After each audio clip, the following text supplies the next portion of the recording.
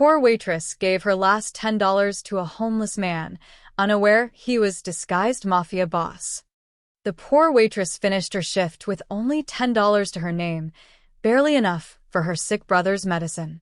But when she saw the homeless man shivering under the bridge, she pressed the money into his hands anyway, choosing kindness over survival.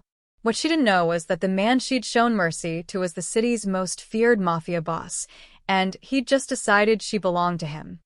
The fluorescent lights of Mel's diner buzzed like angry wasps as Mia Chen wiped down the last sticky table, her lower back screaming from another 12-hour shift.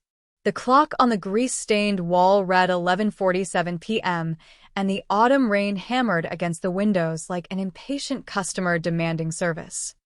"Another glamorous night in paradise," she muttered, tucking a strand of dark hair behind her ear. Her uniform, a faded pink dress that had seen better decades, clung to her tired frame, and her sneakers had holes that let in the cold Chicago wind. Mia's fingers trembled slightly as she counted the crumpled bills and scattered coins from her apron pocket. $7.38. Then she remembered the businessman from Table 6 who'd left a $10 bill under his coffee cup, with a gentle smile. Her heart lifted for just a moment. $17.38, she whispered. Not even enough for Ethan's medicine. The thought of her 19-year-old brother sent a familiar wave of anxiety through her chest.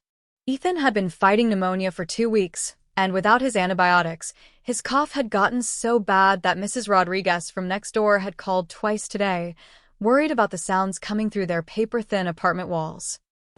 "You heading out, honey?" called Dolores, the night manager, from behind the counter. The older woman's voice carried genuine concern. She'd been watching Mia struggle for months. "Yeah, just finishing up," Mia forced a smile. "See you tomorrow, Dolores. Take care of yourself, sweetheart. And that brother of yours." The words hit harder than intended. Mia nodded quickly and pushed through the diner's glass door into the biting October night. The wind cut through her thin jacket like a knife, and she pulled it tighter around her shoulders as she started the 6-block walk home to their studio apartment in Chinatown. Chicago's streets were mostly empty except for the occasional taxi splashing through puddles and the distant wail of sirens, the city's constant lullaby. Mia kept her head down, counting her steps and mentally calculating how to stretch $17 until her next paycheck. Maybe she could ask Tony at the corner market to let her pay for the medicine tomorrow. Maybe she could pick up an extra shift somewhere. As she turned onto Wabash Street, she saw him. The homeless man sat hunched under the bridge overpass, just like he had for the past 3 months. Mia had noticed him before, always in the same spot, always alone, wearing layers of tattered clothes that couldn't possibly keep out the cold. His shopping cart held everything he owned, a sleeping bag with more holes than fabric, a few plastic bags, and what looked like books wrapped in newspaper. Tonight was different, though. Tonight, he was shivering so violently that Mia could see it from 20 feet away. She slowed her pace, her sneakers splashing through a puddle as she approached. The man looked up, and for a moment, their eyes met. His were dark, almost black, and held a strange intensity that made her breath catch. There was something about his face, weathered and unshaven, yes, but with sharp cheekbones and a strong jawline that suggested he hadn't always lived on the streets. "Excuse me," Mia heard herself saying before she'd consciously decided to speak. "Are you okay?" The man studied her with those unsettling eyes. Up close, she could see that despite his ragged appearance, his teeth were straight and white, and his hands, though dirty, weren't the gnarled, damaged hands she expected from someone living rough. "Cold night," he said simply. His voice was deep, gravelly, but there was something else underneath, an accent, maybe, or just the careful way he spoke, like someone who'd learned to choose his words precisely. Mia's hand went instinctively to her apron pocket, feeling the small bundle of bills and coins. $17.38. Ethan's medicine. Their groceries for the next 2 days. Their bus fare. But this man was shivering so hard his teeth were chattering, and the temperature was supposed to drop below freezing tonight. "When did you last eat?" she asked softly. He tilted his head, as if the question surprised him. It's been a while. Mia looked at him, really looked. His clothes were filthy, but underneath the grime, she could see quality fabric. A wool coat that must have cost hundreds of dollars when it was new. Boots that, despite being scuffed and dirty, were well-made leather. And there was something in his posture, even sitting on the cold concrete, that spoke of confidence, of authority. But none of that mattered. What mattered was that he was freezing and hungry, and she had $17.38. Without allowing herself to think about it any longer, Mia pulled the $10 bill from her pocket. "Here," she said, pressing it into his cold fingers. "Please. At least get a hot meal tonight. Maybe some coffee to warm up." The man stared down at the money, then up at her face. For a long moment, neither of them moved. The silence stretched between them, broken only by the distant rumble of the L train and the steady patter of rain. "You sure about this?" he asked quietly, and there was something in his tone, a weight, a significance, that made Mia feel like they were talking about more than just $10. "I'm sure," she said, though her voice wavered slightly. She thought of Ethan, of his worsening cough, of the bills piling up on their kitchen table. But she also thought of her mother, who'd raised them to believe that kindness was never wasted, even when you had nothing left to give. The man's fingers closed around the bill, and he gave her a long, unreadable look that seemed to pierce straight through her. There was something almost dangerous in that gaze, but also something like surprise? Recognition. "What's your name?" he asked. "Mia," she replied automatically, then immediately wondered if she should have lied. Her mother had also taught her to be careful of strangers. He nodded slowly, as if filing the information away somewhere important. "Mia," he repeated, and the way he said it made her name sound different somehow. Significant. "I should go," she said, suddenly feeling like she'd stepped into something much bigger than a simple act of charity. "My brother's waiting for me." The man watched her as she stepped back, rain droplets catching in her hair like diamonds under the streetlight. "Thank you," he said finally, and again, there was that weight in his words, like he was thanking her for more than just money. Mia nodded and turned to leave, her heart pounding for reasons she couldn't explain. As she hurried down the street toward home, she felt his eyes on her back, burning into her like a physical touch. She had no idea that in giving away her last $10, she just sealed her fate with one of the most dangerous men in Chicago. And tomorrow, everything would change. Mia's key turned in the lock of their tiny studio apartment, and immediately she knew something was wrong. The lights were all on, casting harsh shadows across their cramped living space, and she could hear the frantic rustle of someone moving quickly through their belongings. "Ethan," she called out, stepping inside and closing the door behind her. Her brother appeared from behind the makeshift partition that separated his sleeping area from hers, clutching a worn backpack against his chest.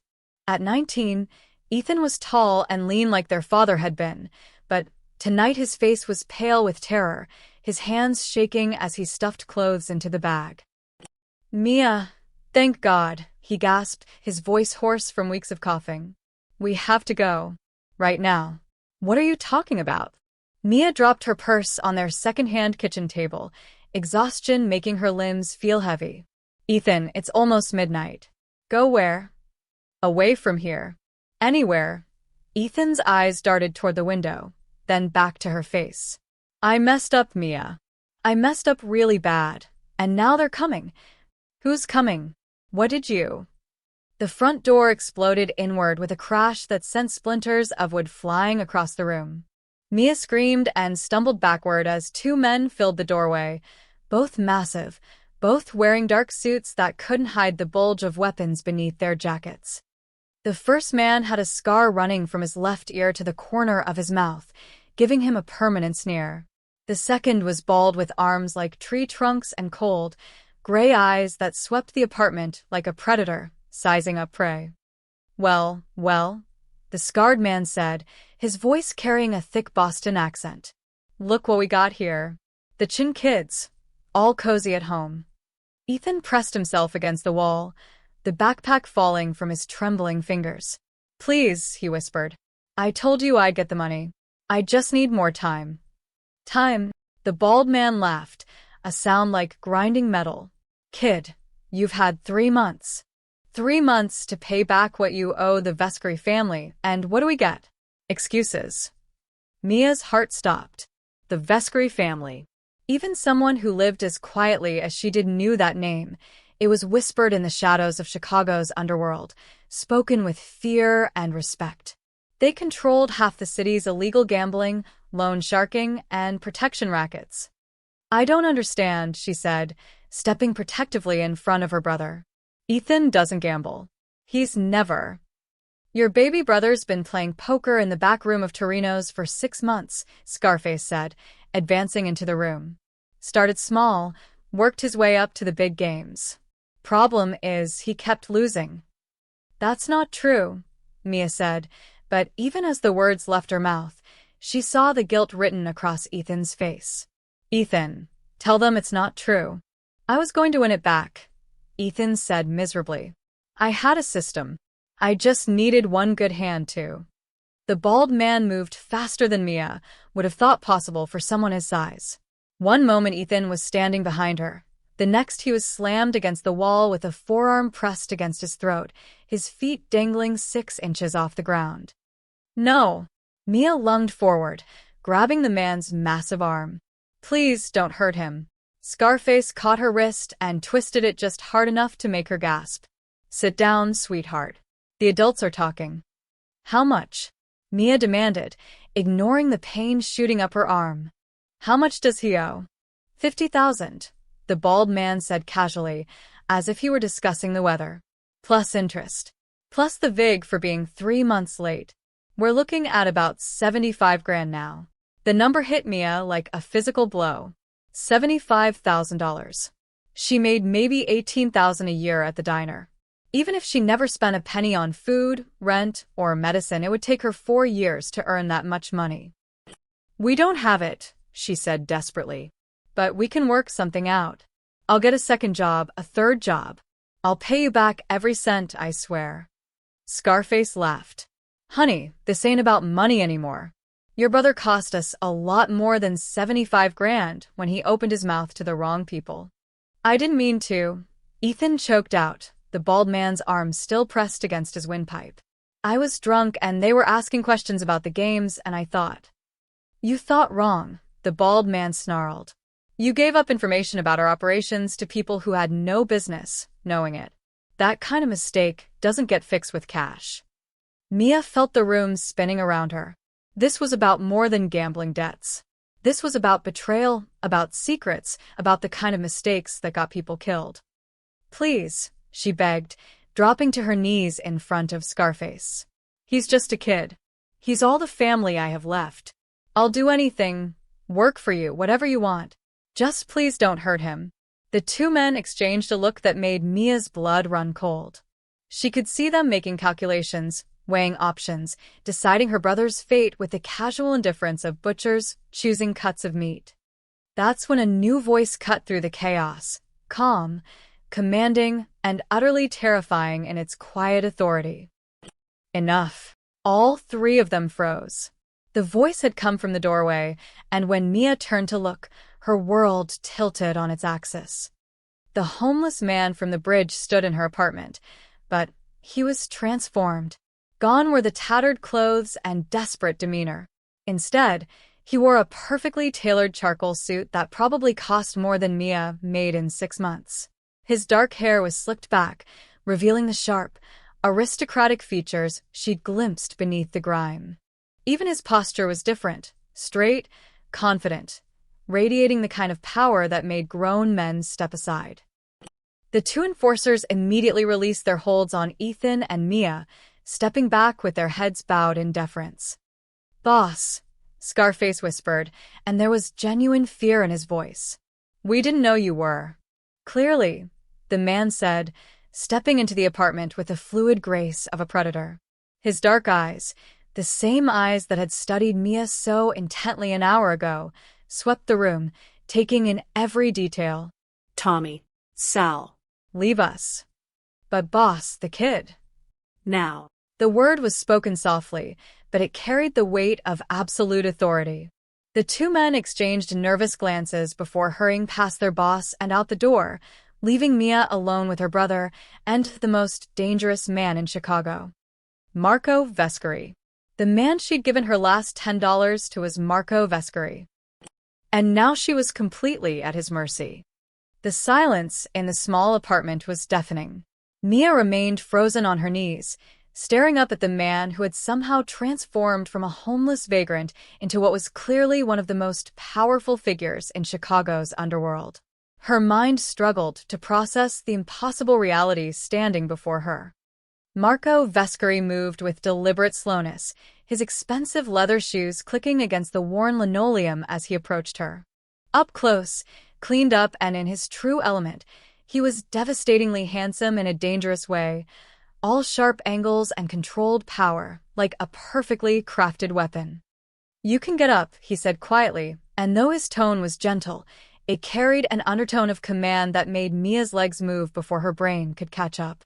She stood shakily, acutely aware of how she must look, tired, underdressed, still wearing her stained diner uniform while facing a man whose suit probably cost more than her annual rent. Ethan cowered against the wall behind her, his breathing ragged from both fear and his lingering illness. Marco studied her face with those penetrating dark eyes, and a slow smile played at the corners of his mouth.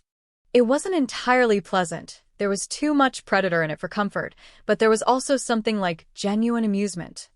"Interesting," he murmured, more to himself than to her. "Very interesting." "I don't understand," Mia whispered, finding her voice at last. You were homeless. You were hungry and cold, and... Was I?" Marco tilted his head, considering her words. "Or was I exactly where I needed to be, when I needed to be there?" The implication hit her like a physical blow. "You were testing me." "Not initially," he admitted, straightening his tie with the casual precision of a man accustomed to power. "I was conducting business in that area, observing, shall we say, when the weather took a turn for the worse. I decided to wait it out and see what the night might bring." He stepped closer, close enough that Mia could smell his cologne, expensive, sophisticated, nothing like the unwashed scent she'd expected from the man under the bridge. "What I didn't expect," Marco continued, "was for a broke waitress to give me her last $10. No questions asked. No conditions. No expectation of reward or recognition." His voice dropped to barely above a whisper. "That doesn't happen in my world, Mia. Ever. I couldn't leave you there to freeze," she said, hating how small her voice sounded. "No," he agreed, studying her like she was a fascinating specimen. "You couldn't. Despite having every reason to walk away, despite needing that money desperately for your brother's medicine, you stopped. You cared about a stranger." Mia felt heat rise in her cheeks.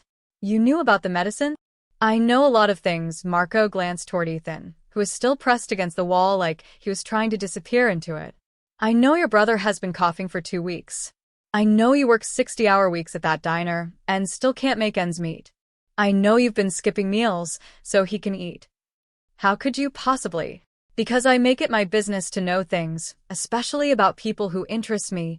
Marco's attention returned to her, and the intensity of his gaze made her feel exposed, vulnerable. "And you, Mia Chen, interest me very much."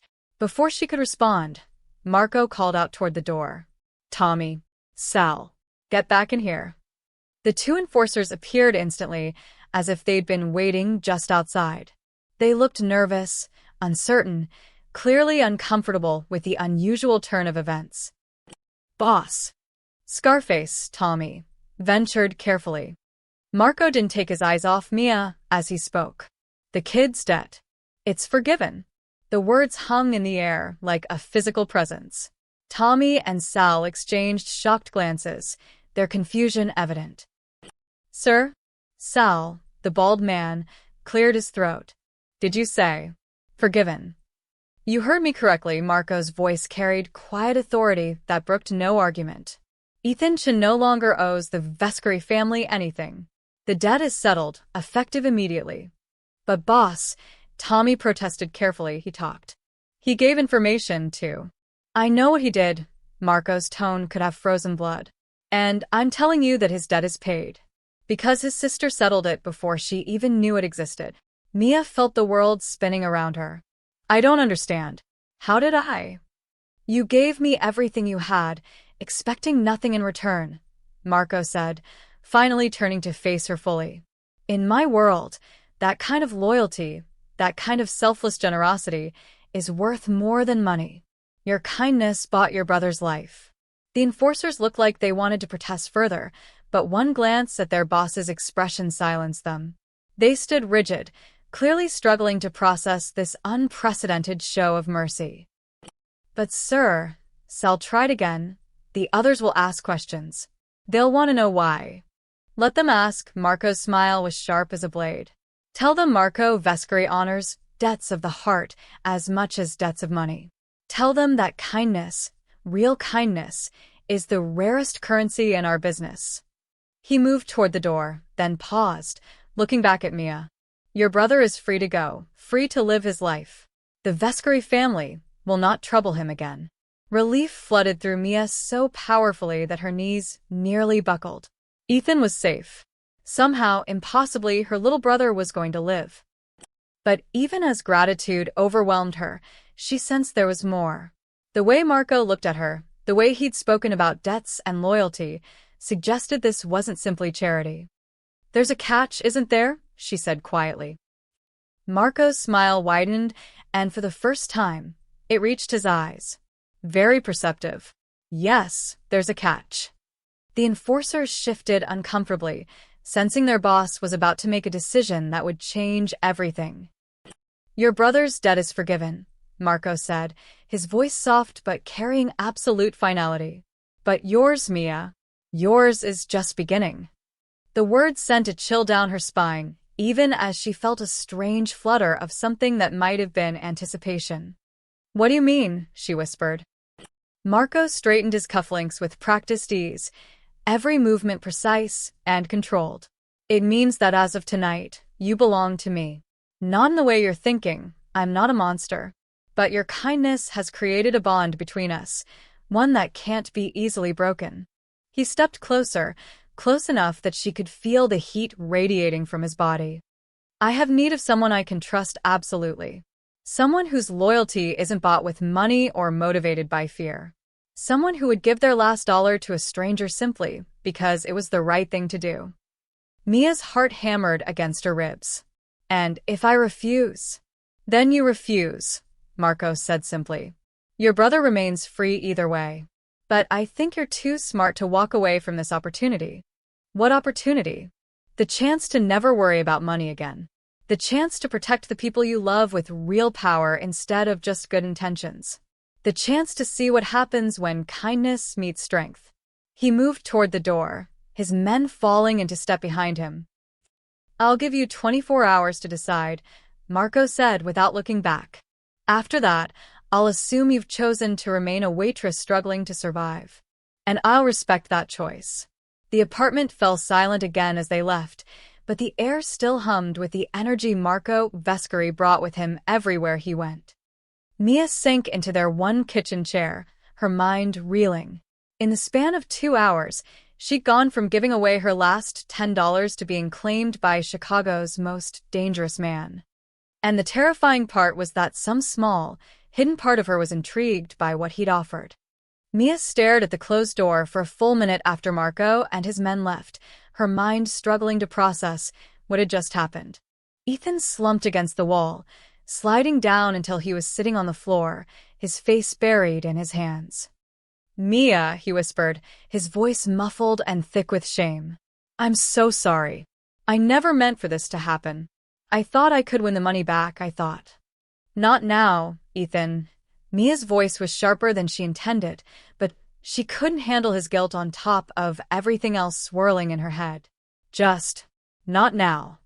She walked to their small window and pulled back the thin curtain, peering down at the street below. A black sedan sat at the curb, its engine running, exhaust visible in the cold night air. Even from 3 floors up, she could see the silhouette of a man in the driver's seat.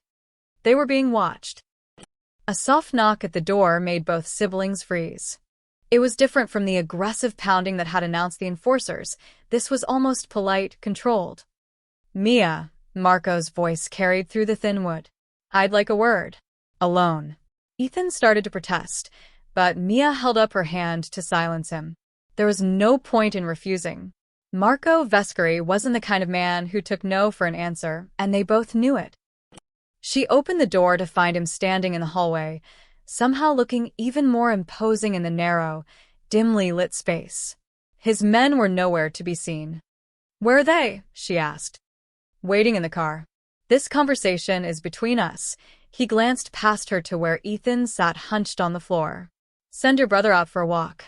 It's almost 1 in the morning, and he's sick. There's a 24-hour diner 2 blocks south.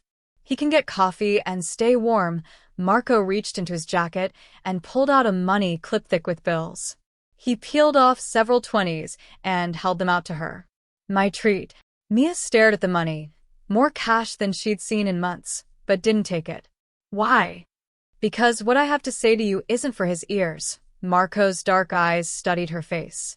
"Because there are things he's better off not knowing. And because despite his mistakes, he's still just a kid who's been through enough tonight." The consideration in his voice surprised her. She'd expected cold calculation, not this strange mixture of authority and unexpected kindness. "Ethan," she called without turning around. "Get your coat." "But Mia." "Go to Murphy's diner. Get something warm to eat and drink. Stay there until I call you." Her brother struggled to his feet, shooting nervous glances between Mia and Marco. "Are you sure you'll be okay?" The question would have been laughable if it weren't so heartbreaking.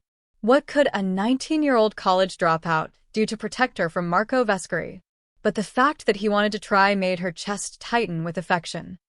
"I'll be fine," she lied smoothly. "Go." Ethan grabbed his jacket and the money Marco offered, still looking reluctant.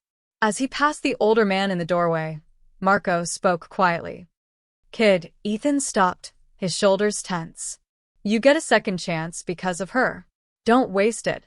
"Yes, sir," Ethan whispered, and hurried down the hallway toward the stairs. Marco stepped into the apartment and closed the door behind him, the sound final and ominous. Suddenly the small space felt even more cramped, his presence filling every corner. "Sit," he said, gesturing toward the kitchen table. "I'll stand." Marco's smile was thin but not entirely unpleasant. "You're nervous." "I'm terrified," Mia corrected. "There's a difference." "Good. Terror keeps you alive in my world." He moved to lean against the counter, crossing his arms over his chest. "But you don't need to be afraid of me. Not unless you give me reason to be." "What do you want from me?" The question came out more forcefully than she'd intended, but Marco didn't seem offended. "I told you. I need someone I can trust. You barely know me." "I know enough." His eyes never left her face. "I know you'd rather starve than steal. I know you'd give your last dollar to help a stranger. I know you'd throw yourself in front of a bullet for your brother. Those things don't qualify me to work for a crime boss." Marco's laugh was low and genuinely amused. "You'd be surprised how rare those qualities are in my line of work. Most people who work for me do it for money, power, or because they're too scared to refuse. Their loyalty lasts exactly as long as those incentives." He pushed off from the counter and moved closer, not quite invading her personal space, but close enough that she had to tilt her head back to meet his eyes. "But you, Mia? You gave me kindness when you had every reason to walk away. That tells me you make decisions based on something deeper than self-interest. In my business, that's invaluable." "What exactly are you asking me to do?" "Tomorrow night, I have a meeting with some business associates. It's a delicate situation, one that requires careful handling." Marco's voice took on a harder edge. "I need someone by my side who isn't part of the usual power structure. Someone unexpected. Someone they'll underestimate. A waitress. A woman who looks innocent but has steel in her spine," he corrected. "Someone who can observe, listen, and watch my back without anyone realizing that's what she's doing." Mia felt her heart rate spike. "You want me to spy on people?" I want you to be my eyes and ears in a room full of wolves. Marco's expression grew serious. These aren't good men, Mia. They'd kill me without hesitation if they thought they could get away with it. But they won't expect me to bring someone like you. And if something goes wrong, if they figure out what I'm doing, then you'll discover exactly how far I'm willing to go to protect what's mine.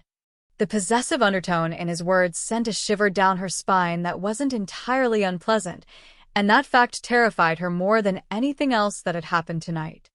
I can't, she said, stepping back. I'm not cut out for this. I waitress tables and go to community college part-time. I don't know anything about your world. Marco's expression didn't change, but something cold flickered in his eyes. Your brother lives because I chose mercy over justice tonight. Don't make me regret that decision. The temperature in the room seemed to drop 10 degrees. Mia could suddenly see past the expensive suit and careful manners to the dangerous man underneath, the one who commanded fear and respect throughout Chicago's underworld. Are you threatening him? I'm reminding you that mercy, once given, can be withdrawn. Marco's voice was soft, conversational, which somehow made it infinitely more terrifying. Your brother betrayed my organization. The traditional penalty for that is death.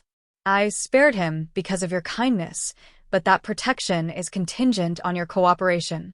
Mia felt trapped, caught between her brother's safety and her own fear. One night, Marco confirmed, his expression softening slightly.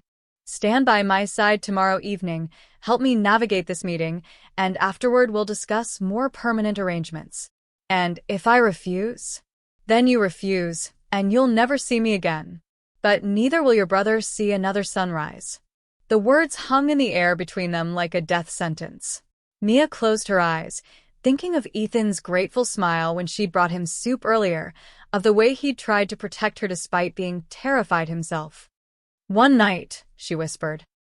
One night, Marco agreed, and his smile returned, warmer now, almost proud. I'll pick you up at 7 tomorrow evening. Wear something elegant. I'll provide it if necessary. He moved toward the door, then paused with his hand on the knob. Mia? Yes. You won't regret this. I take care of the people who are loyal to me. And with that promise or threat, he was gone, leaving Mia alone with the echoes of the choice that would change her life forever. At exactly 7 p.m. the next evening, Mia stood in front of her cracked bathroom mirror, barely recognizing herself. The dress Marco had sent over that afternoon was a masterpiece of understated elegance, midnight blue silk that hugged her curves without being inappropriate, with a hemline that hit just below her knees. The accompanying shoes were Italian leather, probably worth more than her monthly rent, and fit perfectly despite her never having given anyone her size. The fact that Marco knew her measurements should have been disturbing. Instead, it was just another reminder of how thoroughly he'd researched her life. A soft knock at the door made her heart race. Ethan, who'd returned from the diner that morning subdued and guilt-ridden, looked up from his textbook with worried eyes. You don't have to do this, he said quietly. I could disappear. Leave Chicago. He'd never find me. Mia smoothed down the silk dress and checked her reflection one last time. Yes, he would. And then we'd both be dead instead of just in debt to him. She opened the door to find Marco waiting in the hallway, and her breath caught in her throat. If she'd thought he was intimidating in his business suit, he was absolutely devastating in formal wear. The black tuxedo was clearly custom-tailored, fitting his broad shoulders and lean frame like it had been painted on. His dark hair was perfectly styled, and a thin white scar along his jaw, one she hadn't noticed before, only added to his dangerous appeal. Beautiful, he said simply, his dark eyes taking in every detail of her appearance. Though I expected nothing less. Heat rose in Mia's cheeks. Thank you. For the dress, I mean. It's the most expensive thing I've ever worn. It suits you, Marco offered his arm with old-world courtesy. Shall we? The ride to their destination was silent, the partition between them and the driver firmly closed. Mia stared out the window at the Chicago skyline, trying to calm her racing heart while Marco made quiet phone calls in what sounded like Italian. When they finally stopped, Mia found herself looking up at the imposing facade of the Blackstone Hotel, one of the city's most exclusive establishments. Uniformed valets opened their doors, and Marco guided her through the marble lobby with his hand resting possessively on the small of her back. "Remember," he murmured as they approached a private elevator, "you're observing tonight. Watch faces, listen to conversations, but don't volunteer information. And whatever happens, stay close to me." The elevator carried them to the penthouse level, opening onto a lavishly appointed private dining room that screamed old money and older power. Crystal chandeliers cast warm light over mahogany paneling and priceless artwork, while floor-to-ceiling windows offered a breathtaking view of Lake Michigan. But it was the men in the room that made Mia's blood run cold. There were perhaps a dozen of them, all in expensive suits, all carrying themselves with the particular brand of confidence that came from knowing they could have someone killed with a phone call. Conversations died as Marco entered with Mia on his arm, and she felt the weight of their collective stare like a physical thing. Well, drawled a voice from across the room. "Marco Vescari brings a date to family business." "How?" "Domestic." The speaker was a man in his 60s with silver hair and cold blue eyes that reminded Mia unpleasantly of a shark. His suit was even more expensive than Marco's, and the deference shown by the other men marked him as someone important. "Castellano," Marco replied smoothly, his grip on Mia's arm tightening almost imperceptibly. "Always a pleasure." Indeed, Castellano's gaze raked over Mia with obvious disdain. "Though I must say, I'm surprised you'd bring outside company to a meeting of this nature." The insult was subtle, but unmistakable. Mia felt every eye in the room on her, measuring, judging, finding her wanting. These men saw her as exactly what she was, a working-class girl who didn't belong in their world of power and violence. "Mia is under my protection," Marco said, his voice carrying a warning that made several men shift uncomfortably. "Your protection," Castellano mused, circling them like a predator. "How fascinating. Tell me, my dear, what exactly do you do for Mr. Vescari?" "I assume it's specialized work." The implication was clear, and Mia felt her face burn with embarrassment and anger. Around the room, she caught smirks and knowing looks from men who clearly thought Marco had brought his latest conquest to show off.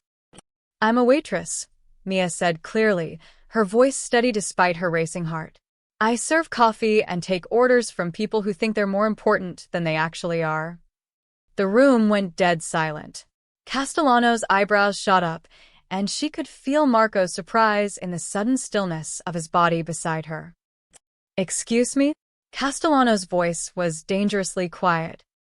Mia lifted her chin, meeting his cold stare directly. "You heard me. I spend my days dealing with entitled customers who think buying a cup of coffee gives them the right to treat service workers like dirt. So believe me, Mr. Castellano, I recognize the type." The silence stretched for what felt like an eternity.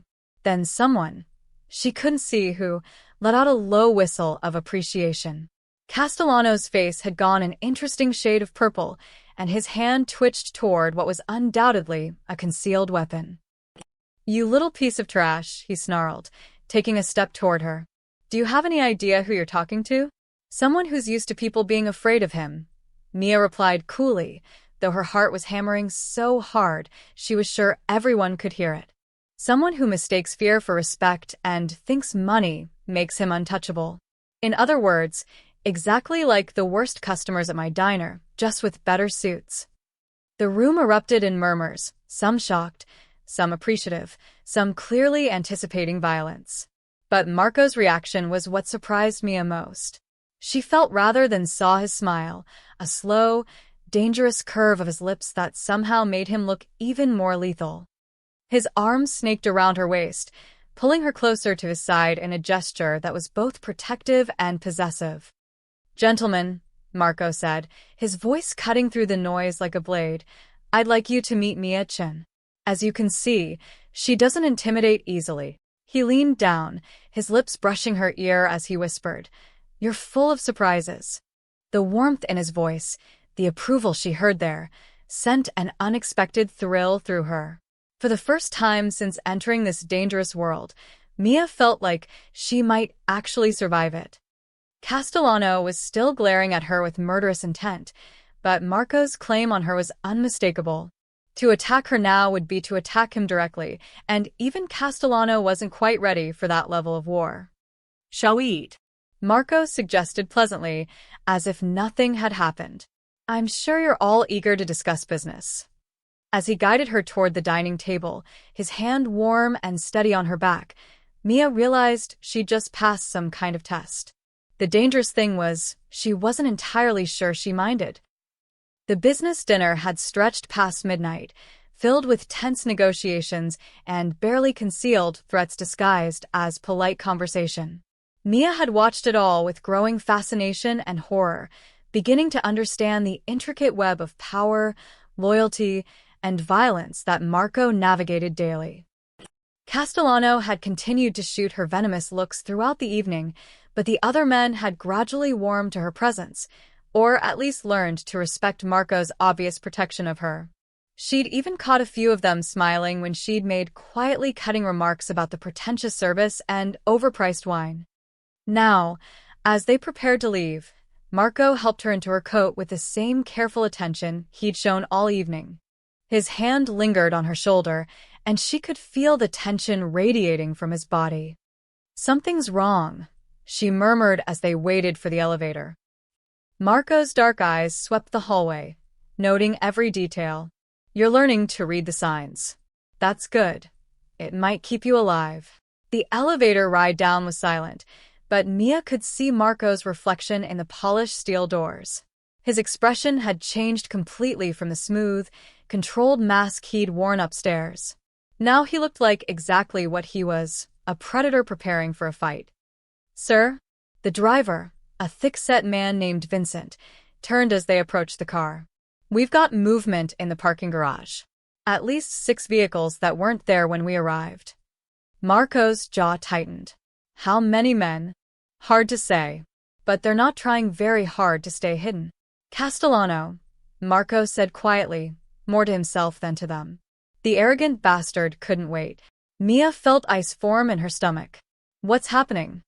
"What's happening," Marco said, pulling out his phone and rapidly texting, "is that you just got your first real lesson in what my world is actually like." Before she could ask what he meant, the night exploded into chaos. The first gunshot echoed through the parking garage like thunder, followed immediately by the distinctive crack of automatic weapons. Car windows erupted in showers of glass, and the concrete walls sparked where bullets struck stone. "Down," Marco shouted, grabbing Mia and pulling her behind their armored sedan as Vincent and 2 other men who'd appeared from nowhere formed a protective semicircle around them.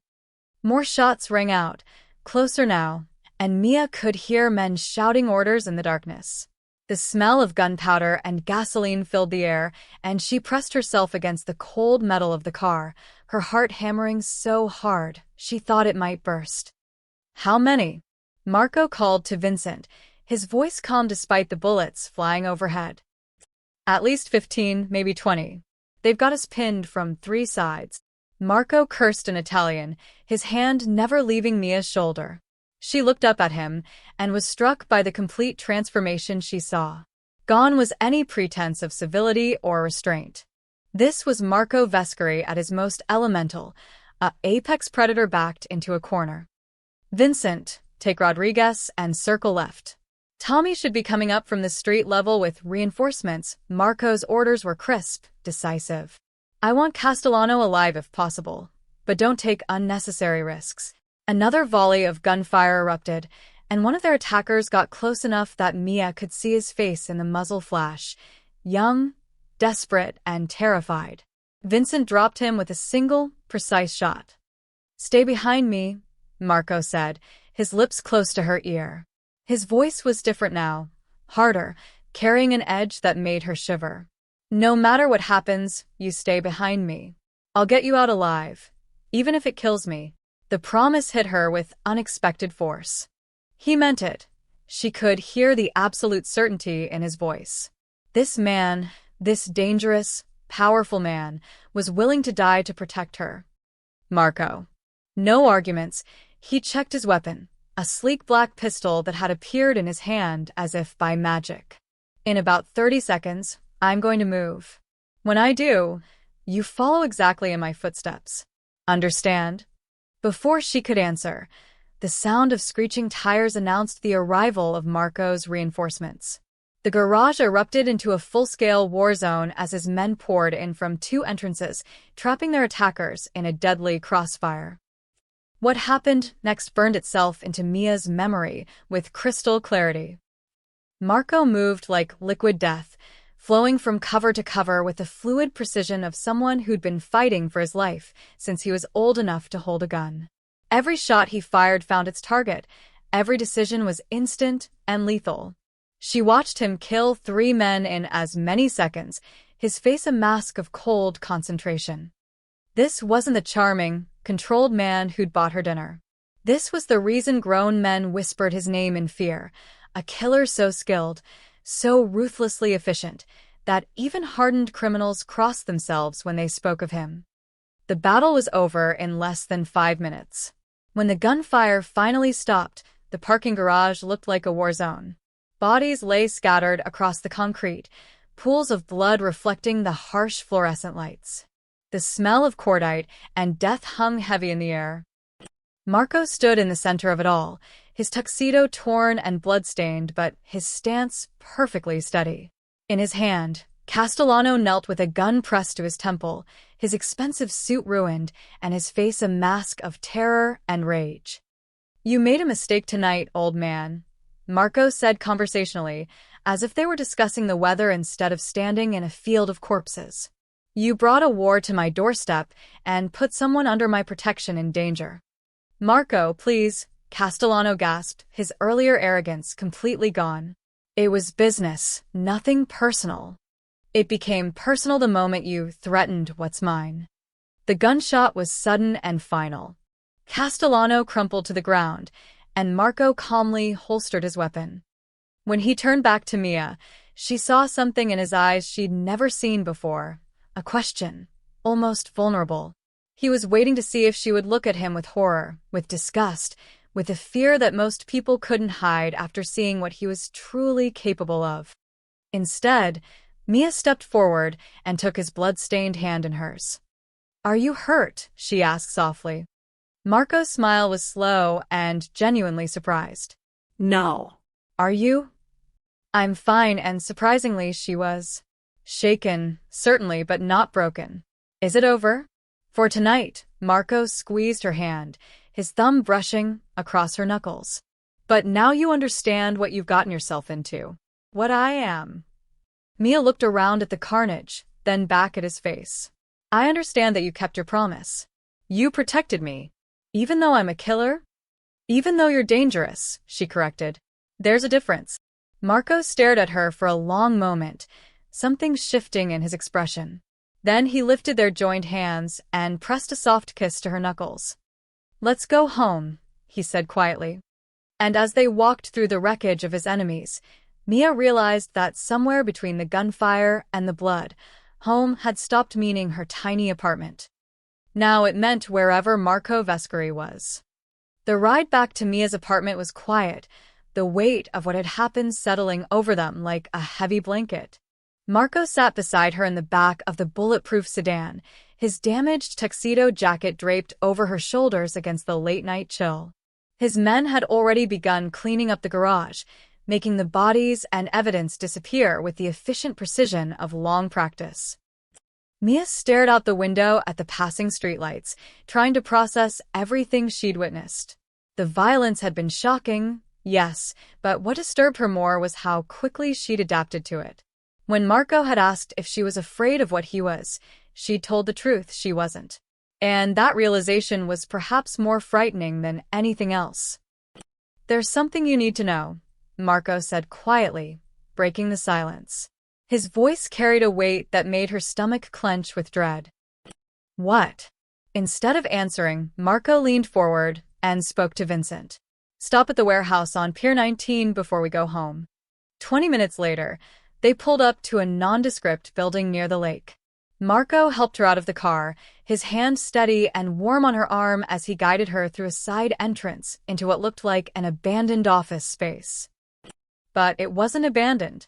In the center of the room, tied to a metal chair, sat a man Mia didn't recognize. He was young, maybe 25, with sandy brown hair and a face that might have been handsome if it weren't swollen and bloody. Two of Marco's men stood guard nearby, their expressions coldly professional. "Who is he?" Mia asked, though she had a sinking feeling she didn't want to know the answer. "One of Castellano's men. We found him trying to escape during the firefight." Marco's voice was emotionless, but Mia could see the tension in his shoulders. "Tell her what you told me, Danny." The young man, Danny, looked up with defiant eyes that quickly crumbled when they met Marco's cold stare. Blood trickled from a split lip, and his breathing was labored.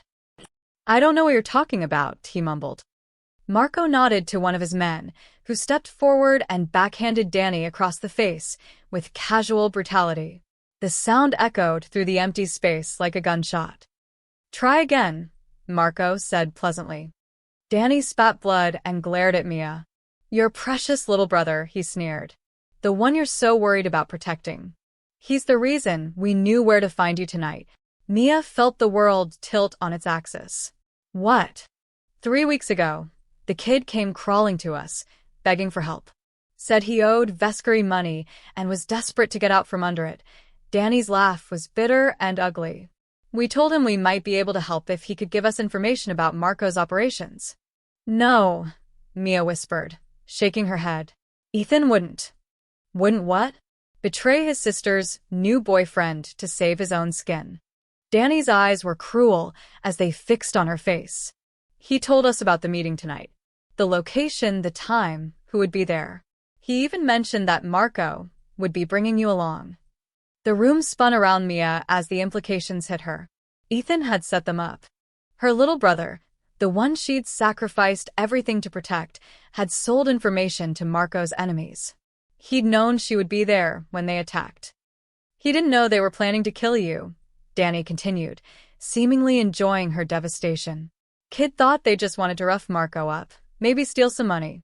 He had no idea they were planning to turn that garage into a slaughterhouse." Mia's legs gave out, and she sank into a nearby chair, her mind reeling. Everything made sense now. Ethan's nervous behavior over the past few weeks, his desperate attempts to talk her out of going with Marco tonight, the guilt she'd seen written across his face. "The funny thing is," Danny went on, "we were going to kill him afterward anyway. Loose ends and all that. Your brother's stupidity saved his life as much as yours." "Enough," Marco said quietly, but his voice carried enough menace to make Danny immediately fall silent. Mia looked up at Marco, through tears she hadn't realized were falling. "You're going to kill him, aren't you? You're going to kill Ethan." Marco studied her face for a long moment, his dark eyes unreadable. When he finally spoke, his voice was gentle in a way that somehow made her cry harder. "I should," he said simply. "By every rule of my world, by every code I live by, your brother should already be dead. What he did tonight could have gotten us both killed.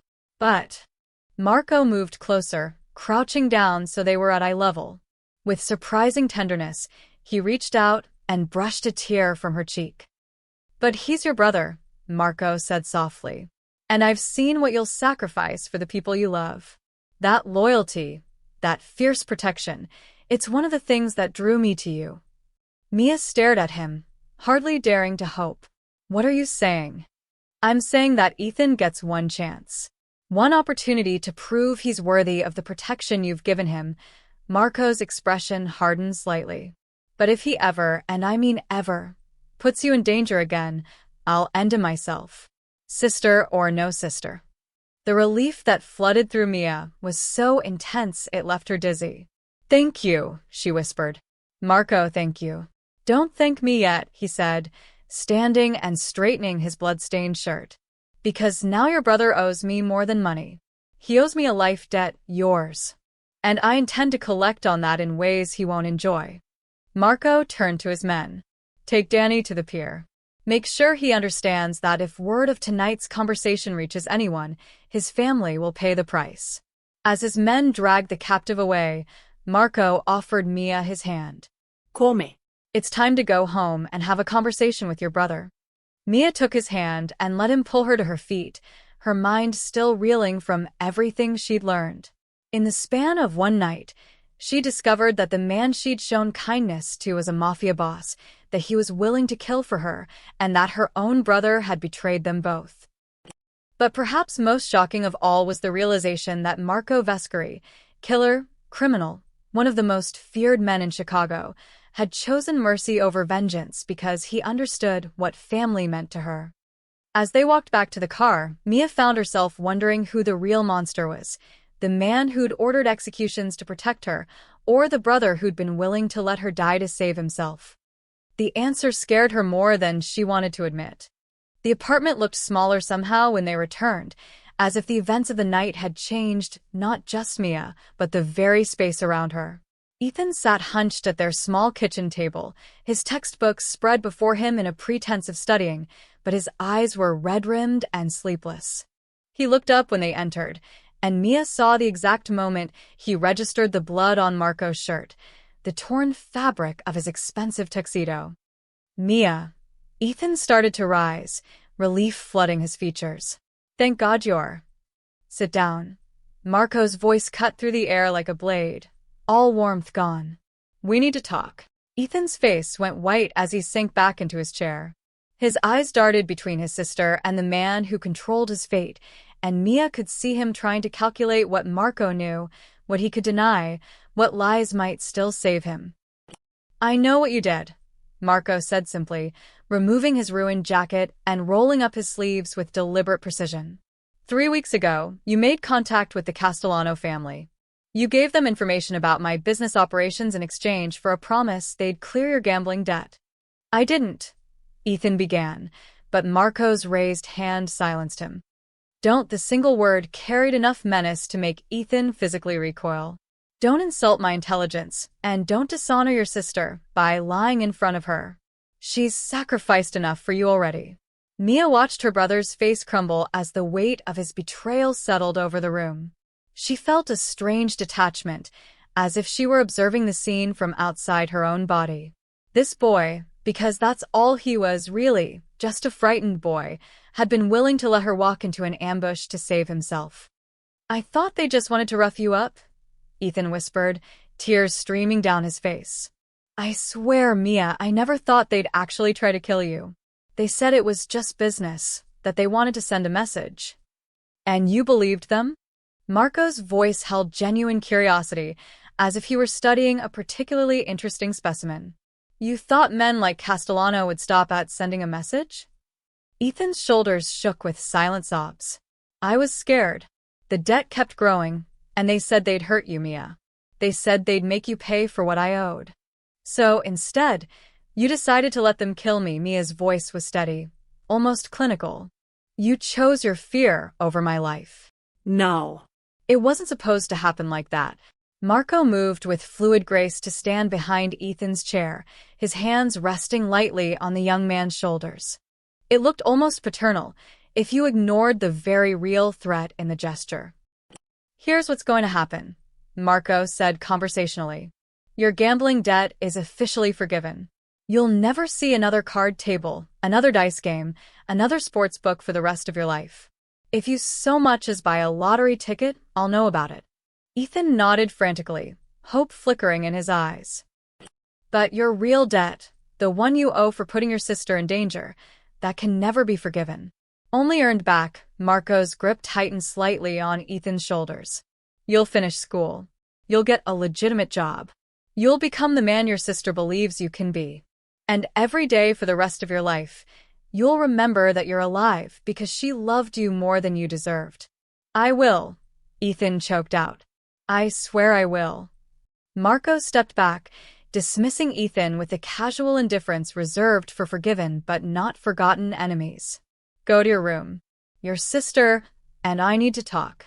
Ethan scrambled to his feet, shooting Mia a look filled with gratitude and shame in equal measure. As he disappeared behind their makeshift partition, Marco turned his full attention to her. And then there were two, he murmured, his voice taking on the intimate warmth she'd heard glimpses of throughout the night. Mia looked around their tiny apartment, at the second-hand furniture, the stack of unpaid bills on the counter, the life she'd built from nothing but determination and hope. It seemed like someone else's existence now, as foreign as a half-remembered dream. "I can't go back," she said quietly. "Can I?" To waitressing and worrying about rent and pretending tonight never happened. "No," Marco agreed, moving closer. "You can't. You've seen too much, learned too much." And more importantly, he reached out and took her hands in his thumbs brushing across her knuckles. "I won't let you." "What does that mean?" Marco's smile was slow, dangerous, and completely genuine. "It means you gave me kindness when I deserved nothing. You showed me loyalty when you had no reason to trust me. You stood by my side in a room full of wolves and held your own." He lifted their joined hands, pressing a soft kiss to her palm. "It means you'll never face this world alone, Mia. Not the violence, not the danger, not the choices that will have to be made. I'll protect you, provide for you, stand between you and anyone who would harm you. And in return, you give me what you've already given me. Your honesty, your courage, your heart." Marco's dark eyes searched her face. "Can you do that? Can you choose this life, knowing what it means?" Mia thought about the $10 she'd pressed into his hand less than 24 hours ago. Such a small gesture, such an insignificant amount of money. But it had set in motion a chain of events that had revealed truths about her brother, about herself, about the kind of life that was possible when kindness met power. "I already have chosen," she said softly. "I chose the moment I decided to trust you." Marco's smile transformed his entire face, revealing glimpses of the man he might have been in a different world, a different life. He leaned down and kissed her, soft, reverent, full of promises that had nothing to do with money or debt and everything to do with the strange alchemy that had occurred between a broke waitress and a mafia boss. When they broke apart, Marco gestured toward the door. "Come." "Let me show you your new life." As they walked toward the exit, Mia glanced back to see Ethan watching from behind the partition, his face a mask of sorrow and understanding. He knew, as she knew, that nothing would ever be the same. The sister who'd sacrificed everything for him was leaving, transformed into something powerful and dangerous and beautiful. Marco's hand was warm and steady on her back as he guided her toward the car, toward a future that would be built not on desperation but on choice. Behind them, Ethan remained in the shadows of their old life, a reminder of who she'd been before $10 changed everything. But ahead lay Marco Vescari's world, dangerous and dark, yes, but also filled with a kind of power she'd never imagined. And at the center of it all was a man who'd seen her kindness and claimed it as his own, who'd offered her protection and partnership in return for her heart. As the car pulled away from the curb, Mia didn't look back. She was done being afraid, done being powerless, done settling for less than she deserved. She'd given her last $10 to a stranger, and in return, she'd found a love that would reshape the very foundations of Chicago's underworld. Some investments, she thought with a smile, paid dividends beyond measure.